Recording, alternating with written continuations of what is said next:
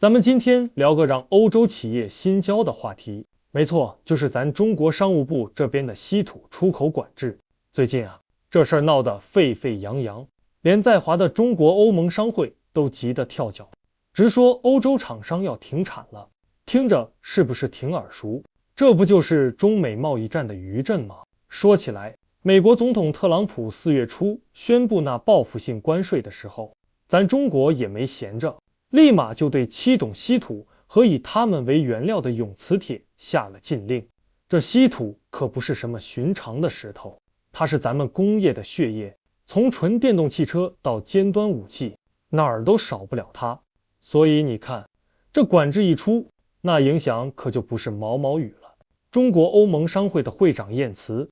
那可是急得在北京的记者会上直拍桌子，声嘶力竭地喊着，欧洲现在可是水深火热啊，这事儿必须赶紧解决，不然欧洲厂商的成本可就不是一点点了，简直是天文数字。他那语气简直像看到了世界末日似的，听着都替欧洲企业捏把汗。更有意思的是，虽然中美5月中旬达成休战协议，暂时停止了大部分关税互争，可咱这稀土出口管制那可是岿然不动，继续执行。燕慈会长就抱怨说，出口许可申请程序那是大幅度延迟，简直比蜗牛爬还慢，这不就是想让欧洲企业坐立不安吗？中国欧盟商会的秘书长唐亚东在5月27日欧盟和中国半导体企业的会议上也把这事儿摆到了台面上。他说咱商务部的官员解释，那是因为申请如潮水般涌来，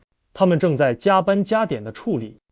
这话听着怎么有点官方腔呢？难道稀土出口管制是临时起意？唐亚东还痛心疾首地指出，这出口管制来得太突然，一点缓冲期都没有，企业根本没时间排兵布阵，所以现在欧洲才面临着潜在的危机。这不就是典型的先斩后奏吗？想想看，如果让你明天就换个工作，还没给适应期，你是不是也得抓狂？从我的角度来看，咱中国这步棋走的那叫一个精妙。稀土那是咱们的杀手锏，在贸易战中它就是我们的战略武器。面对美国的步步紧逼，我们用稀土这张牌，既能以牙还牙，又能给自己争取喘息之机。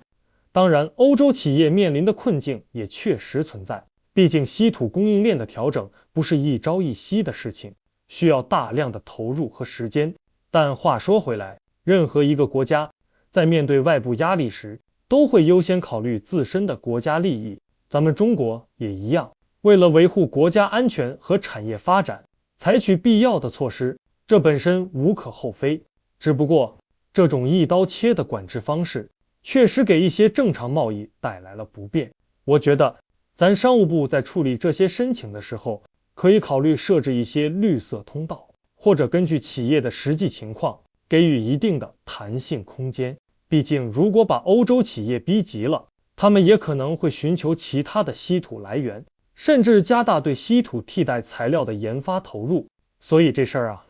既要看到我们掌握主动权的优势，也要看到对其他国家带来的阵痛，如何在维护自身利益的同时，尽量减少对全球供应链的冲击。这才是我们未来需要深思熟虑的问题。毕竟全球化背景下，你中有我，我中有你，谁也无法独善其身。总的来说，这次稀土出口管制无疑是中美贸易战的又一个缩影，它让我们看到了国家利益博弈的残酷，也让我们反思如何在复杂多变的国际环境中运用好手中的牌，既能攻城略地，又能化干戈为玉帛。而对于欧洲企业来说，这无疑是一场生死考验，他们必须尽快找到解药，否则真的可能面临停产的寒冬。而这也正是国际贸易关系复杂性的真实写照。今天这个话题我就暂时说这么多，如果您有不同的看法或者建议，